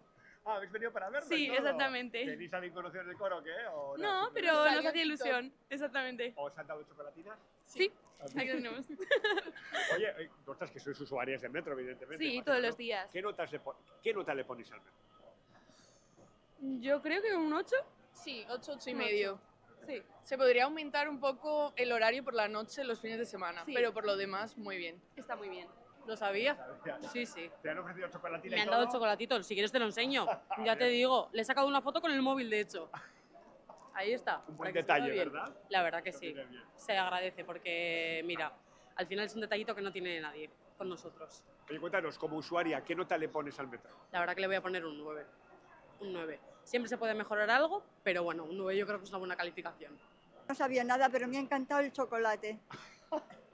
Oye, ¿qué nota le pones al metro, así más o menos? Yo, pues 9 y medio. Me encanta, rápido, limpio. Me encanta. Lo que se pensaba que nunca iba, que era como una bilbainada, como el Guggenheim, ha resultado ser el motor de esta ciudad y de Vizcaya incluso. Sí, porque manda unos caramelos antes que lo ponía, pero no tenía ni idea. Imagino que tú has conocido el metro desde que has nacido, claro, Sí. ¿no? ¿Eres usuario además, has sido siempre? Sí, suelo usarlo, sí, para las prácticas y todo, para cuando me tengo que mover por Bilbao y eso.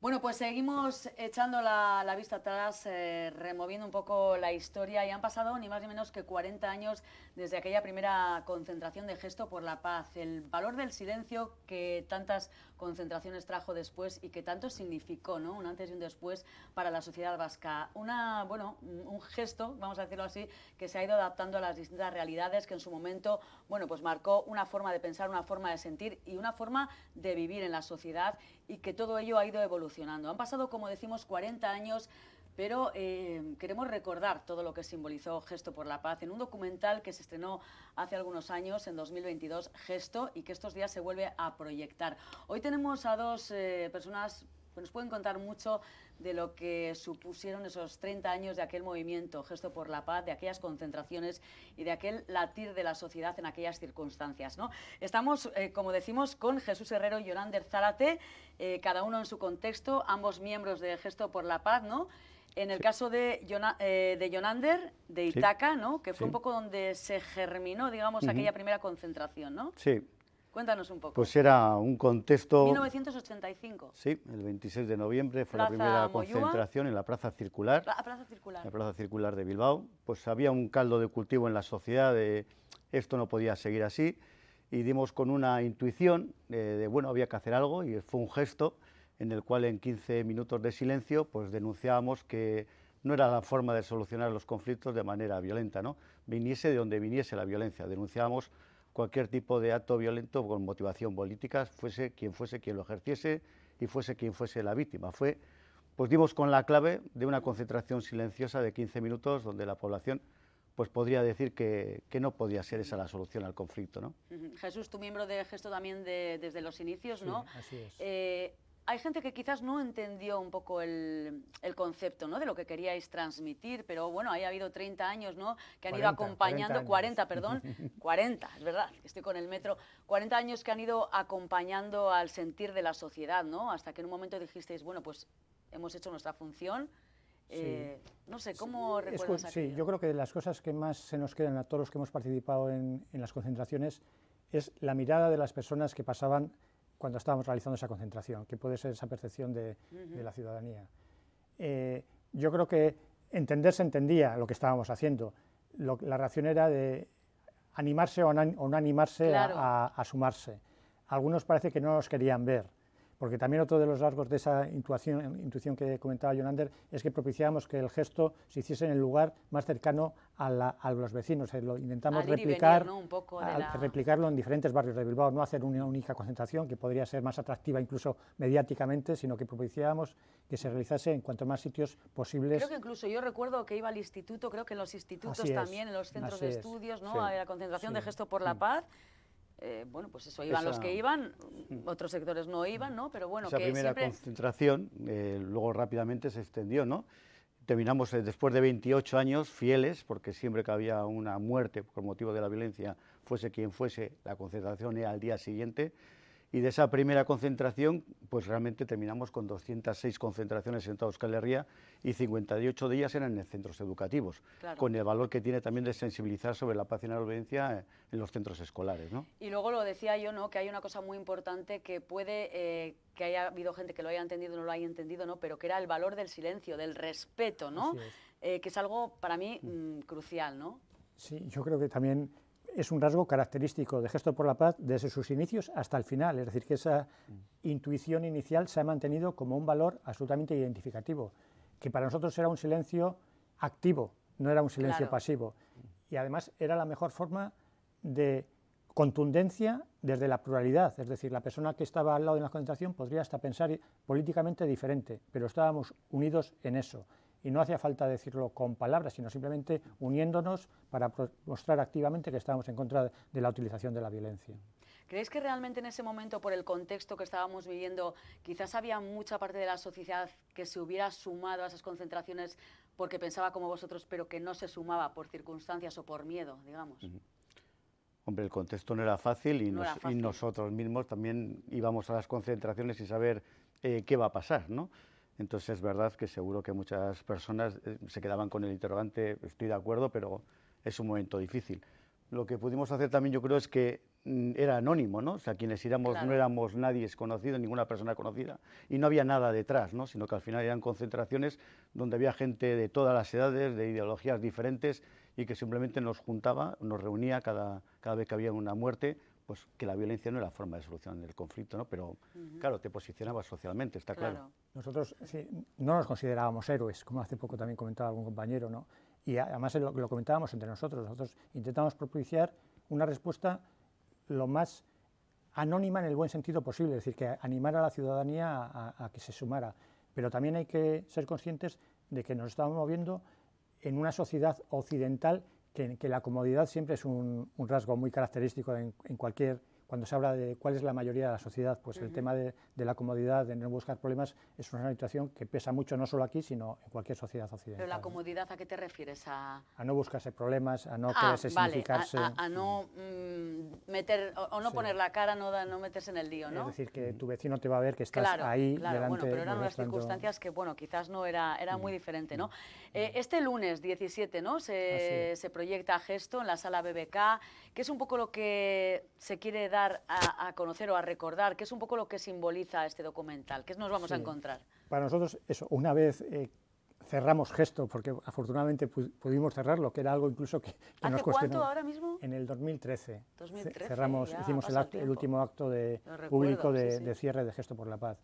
Pues también nos consideramos que era importante ese legado, esa palabra que ahora tanto se utiliza, porque sigue siendo muy importante esa memoria, esa construcción del relato, dar herramientas incluso a la gente joven que antes comentábamos, de simplemente plasmar lo que ha ocurrido aquí no hace mucho tiempo. Entonces, el documental para nosotros es la herramienta de intentar describir lo que hizo Gesto en el contexto en que lo hizo, porque ahora puede haber muchas reinterpretaciones, Claro, y no, claro. lo hicimos en aquel momento, cuando, como muchas veces decíamos, hemos sido en cierto modo pioneros porque no había nada, la hoja estaba en blanco de cómo hacer, la hoja estaba en blanco de cómo abordar la realidad de las víctimas. Claro, es Y que todo eso- no había nada, a ver, había, pero quizás desde vuestra perspectiva no había o no se visualizaba en ese momento. Claro, no había algo sistemático, es decir, Claro, que claro, el claro. mantenerse desde el año 85 hasta la finalización, pues eso intenta ser recogido en el documental, pues que se mezcla testimonios de personas que participamos en Gesto con vídeos de lo que ocurrió en aquel momento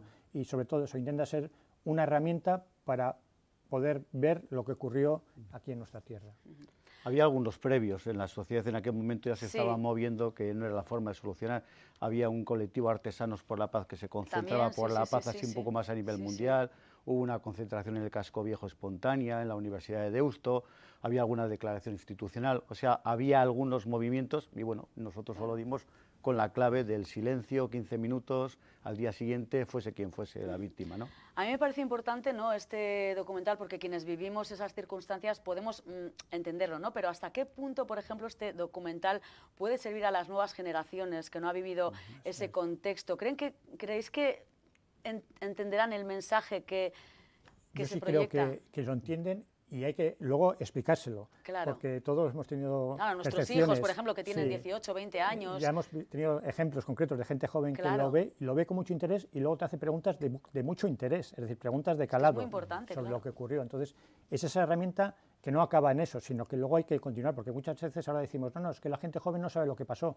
Primero habrá que contárselo, habrá que tener herramientas para que lo puedan ver y luego habrá que continuar las conversaciones y propiciar las conversaciones en todos los ámbitos, en el ámbito familiar y en el ámbito escolar, ¿no? ¿Y la gente joven realmente hoy tiene el filtro suficiente como para captar, claro, no sé cómo decirte, si tú le cuentas tú realmente el ámbito donde se mueve la juventud actual, que es tan diverso y tan multicolor, ¿entienden el mensaje o lo quieren entender? Yo creo que los jóvenes siguen siendo sensibles a las injusticias, yo creo que eso sigue estando ahí, creo en ello, y sí creo que tienen eco cuando reciben esto, ¿no? Lo que pasa es que hay que también dar un salto, ¿no? Hay que recordar ese pasado, esa memoria, esas acciones que se realizaron, pero mirando hacia el futuro, Claro, ¿no? lógicamente. Porque los chavales de hoy en día dicen, bueno, me estás contando algo del pasado, ¿no? Pero sigue habiendo problemas hoy en día, ¿no? Todos sabemos las guerras que hay hoy en día y bueno, especialmente en Euskadi estamos activos con algún conflicto muy cercano que vemos o la carrera armamentística en lo que estamos metiendo nuevamente, ¿no? Por lo tanto, yo creo que esta reflexión sobre el gesto que es la lucha no violenta, sigue vigente en el 2025 igual que en el 1985. ¿no? Y en la misma línea hay iniciativas vigentes, que es la de llevar testimonios de las víctimas a los centros educativos, propiciada por el Gobierno vasco, que las propias víctimas que participan nos dicen que los jóvenes que están con una atención máxima a lo que le cuentan y luego con interés, es decir, que ese interés yo creo que existe. Tenemos que propiciar herramientas para que les pueda llegar mucho más la información. Claro, es que creo que es muy importante porque ahora mismo, pues lo que decíamos, ¿no? Podemos recordarlo, pero sobre todo ese pozo que quede en las personas, ¿no? que se proyectan de cara al futuro y que den el valor que realmente tiene, ¿no? Ese movimiento que surgió, que pervivió durante tantos años, ¿no? Y no sé si les habéis podido transmitir no sé si con este documental o con vuestros propios testimonios, ¿cómo surge aquel primero, o sea, qué os queda de aquel primer gesto por la paz y cómo habéis ido transmitiendo esa idea para que no quede en el olvido? Pues el primer gesto por la paz fue con mucho miedo e incertidumbre. Te comento, el caldo de cultivo que había era algo hay que hacer, no podemos seguir así, me interpela yo qué puedo hacer. Y entonces existía la famosa lista de los 30, porque lo que dijimos fue, tiene que haber por lo menos 30 personas, porque si no esto es un acto ridículo. Claro. Y bueno, pues tirando de lista, porque por desgracia pues hubo un atentado y el 25 al atentado, el 26 salimos a la calle, bueno, pues nos juntamos en torno a 200 personas, ¿no? Por lo tanto la gente respondió. Y sí, íbamos con incertidumbre a cada concentración, porque intimidaba ver las furgonas policiales, intimidaba ver gente que te miraba un poco extraño o alguien que gritaba. Bueno, era una situación un poco incómoda. A pesar de que mucha gente seguramente compartía vuestro sentir, ¿os sentíais los raros en ese momento? Yo diría que no. Yo creo que con perspectiva histórica, creo que tuvimos la suerte de estar en el lugar que teníamos que estar en el momento clave. Creo que estuvimos donde había que estar. Si no, tanto tiempo no perdura, está claro. Y lo que más pesaba era la convicción. Es decir, pensábamos que teníamos que estar allí porque era lo que teníamos que hacer. Algo había que hacer. O sea, habéis sido fieles a vuestros principios siempre. Sí, esa convicción, y es curioso que se ha mantenido, esos mismos rasgos iniciales se han mantenido en el tiempo. Es decir, que toda la organización evoluciona y nosotros probablemente hemos atinado mucho el mensaje, pero esos rasgos característicos de ese primer gesto, porque también en aquel contexto había que ser conscientes de que había atentados de ETA, había atentados del GAL, cada semana era habitual. Sí, sí. Y esa, a veces digo, esa ordinariedad de la violencia que estaba como incrustada en el día a día era necesario, había que hacer algo, no podíamos convivir con esa ordinariedad de la violencia en cuanto a poner tan cara habitual. y voz, entre comillas, a las víctimas, ¿no? Que era lo que en ese momento faltaba. Bueno, no hemos comentado que la cinta está dirigida por el documental por Xuban Inchausti, la música es de Fernando Velázquez, ¿no? Que está impulsado por el colectivo Itaca, lógicamente del Colegio Escolapios, que tampoco lo hemos dicho, y que, bueno, tras esa proyección del lunes va a haber también un coloquio vuestro de antiguos miembros de Gesto por la Paz, Imanol Zubero, Itziar Aspuru, y que va a ser moderado por Amagoya López de la Rucea, creo que es, ¿no? Así es. Bueno, pues un poco van a ser muchos actos, muchos recuerdos, ¿no? Sin duda va a ser un día bastante emotivo, ¿no? Sí. ¿Qué representa para vosotros, ¿no? Compartir ese día tan de recuerdos y tan... Pues tan lo primero que especial? pensamos es que va a ser un reencuentro entre nosotros. Claro, sí, pero sí difumina un poco el contacto. Claro, porque éramos, como antes decía, llegamos a 200 localidades, 200 puntos de realización de los gestos, entonces hay mucha gente con la que no tienes ese contacto habitual. Por tanto, va a ser un encuentro entre nosotros y, por supuesto, encantados de que vaya gente que igual no ha participado, no lo ha conocido y quiere conocer, y sobre todo absolutamente encantados de que pueda ir gente joven que no ha vivido aquellos acontecimientos, ¿no? Por matizar alguna cosilla, Sí. nosotros como Ítaca Escolapios fue el inicio con la intuición de la primera concentración, ¿no? Pero eso como empezaron a surgir muchos grupos, íbamos nosotros de un lugar a otro, me acuerdo que yo fui a su Así entidad a contarles por qué hacíamos el gesto, ellos se sumaron, iban surgiendo, luego de ahí surgió la coordinadora de Gesto por la Paz de Euskal Herria, ¿no? Claro, sí, Donde también nosotros es ya hay, verdad. como Sí. Ítaca Escolapios, quedamos como un grupo y otra gente cambian los líderes, la intuición la misma, pero luego desarrollasteis un montón de comisiones con las víctimas, con las trabajos, personas sí. privadas de libertad, etcétera, ¿no?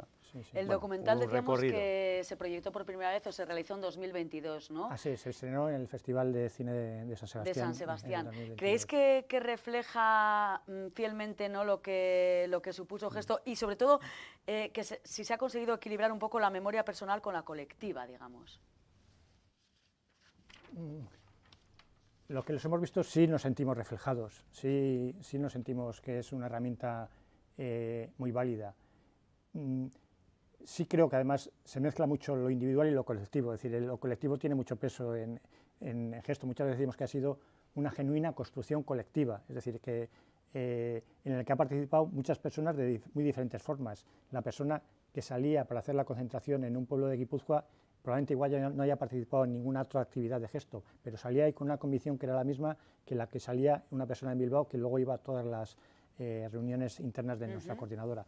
Esa unión colectiva a la hora de impulsar algo tan basado en el voluntariado, absolutamente en el voluntariado, yo creo que tiene esa mezcla de convicción personal y esfuerzo colectivo por mantener la organización, ¿no? Y eso se mantiene y se percibe, o intentamos que se perciba en el propio documental, ¿no? Si pudierais definir en una frase lo que supuso Gesto por la Paz, es condensar mucho, ¿no? Pero ¿cuál sería un poco lo que queda, el pozo, lo que supuso, el mensaje que transmitió? Yo diría que interpelaba, por decir una palabra. Yo creo que nos interpelaba a los que estábamos en la concentración, porque ahí en silencio la gente pensaba en la persona que había fallecido, o rezaba, o reflexionaba en silencio. Yo creo que interpelaba a quien pasaba por la calle, decía, pues es verdad, está pasando esto, y aquí hay unas personas que dicen que esta no es la manera de solucionar los conflictos. Y luego éramos unos soñadores y queríamos que interpelara a quienes podían terminar con la violencia, ¿no? Que ojalá les hiciera pues recapacitar sobre si había otra forma de solucionar el conflicto político, ¿no? Es muy difícil decir una palabra, ¿no? Por una parte, sí, yo creo que tenía muy importante eso de convicción, hicimos lo que pensábamos que teníamos que hacer. Y luego, si hay entre nosotros, para mí sí ha sido una palabra de genuino, es decir, lo hemos construido. Gesto por la Paz ha sido lo que hemos decidido y hecho las personas que estábamos ahí. Y ese elemento genuino de construcción a mí me parece que también es muy, muy importante. Y estoy segurísima que 40 años después, ¿no?, los dos pensáis que aquellas tantísimas concentraciones, todas merecieron la pena. Sí, yo creo que aportamos nuestro granito de arena. Por supuesto. Y esa sensación de que cuando estábamos ahí, muchas veces pensábamos, no vamos a ver el final de esto. Y poder haber llegado al decir, hemos acabado. No hemos conseguido todo, pero hemos conseguido el objetivo fundamental de que acabara la violencia. La última pancarta del último acto fue Lortu dugu. Además, Lortu dugu en plural, no solo, sino de toda la sociedad. Lo hemos conseguido. Entonces, que una organización acabe diciendo, mira, algo hemos conseguido tan importante. ¿Y cómo recordáis aquel momento ya como conclusión, ¿no?, de decir, porque a mí me pareció un poco muy simbólico, pero también, ¿no?, que dices, bueno, misión cumplida, ¿no?, podría decirse, ¿no? Hasta aquí ha llegado Gesto por la Paz, evidentemente cada uno sigue con toda su forma de ser y sus convicciones, pero como colectivo no hay razón de ser, ¿no? Así es, pero también había una mezcla de sentimientos claro, a nivel personal, ¿no? Y mirando hacia atrás, es decir, ¿esto por qué ha ocurrido? Pensando en las víctimas, que es las trágicas resultado de esto. Es decir, incluso cuanto más tiempo pasa de lo que ha ocurrido, a mí más se incrementa el sinsentido. No tiene ningún sentido lo que ha ocurrido, de que hayan muerto personas, que el objetivo de unas personas cuando se levantaron un día era eliminar físicamente a otros vecinos. No tenía ningún sentido. Entonces, en ese final se mezclaban esas sensaciones de por fin y ¿por qué? ¿Por qué? Sí, sí. Sin duda un mensaje, bueno, pues que se resume en una palabra, gesto, que quedará para siempre en la memoria colectiva de todos los que hemos vivido, los que lo hemos vivido en esos momentos, y sobre todo también a mí me parece muy importante lo que decíais, ¿no? Que la gente joven, que pensamos que muchas veces no se implica o que está a otras cosas, ¿no? Que haya personas jóvenes que capten este mensaje, que se interesen, ¿no? Por aquello, porque yo creo que supuso algo muy importante en la sociedad vasca, un antes y un después, y bueno, fueron tantísimos años de movilizaciones que yo también pienso que merecieron la pena. Así que muchísimas gracias, eskerrik asko a los dos, Jonander y Jesús, y emplazamos, bueno, pues a ese documental Gesto, que seguro que se saca conclusiones muy interesantes. El lunes a las 6:30 en la sala de Beca. En la sala de Beca, por cierto, no sé si hay que es entrada libre. No, es entrada libre hasta completar aforo. Esperemos que haya aforo, o sea que, sí. hay que verlo. Muchísimas gracias, Jesús, Jonander y eskerrik asko. Y bueno, pues nos vamos a quedar con unas imágenes de ese documental y emplazarles, como siempre, a todos dentro de 7 días con más temas tan interesantes como hoy. Así que agur. Queremos hacer un reconocimiento a toda la ciudadanía. Por eso, un destacado lugar deben ocupar las personas que rompieron con el miedo, que se comprometieron con esta sociedad, con los mejores valores que pueden inspirar una convivencia normalizada, que se solidarizaron con cada víctima y que se atrevieron a dejar de ser invisibles e indiferentes y se convirtieron en un punto de resistencia a la barbarie. A todas estas personas anónimas, a todas ellas muchas gracias de todo corazón.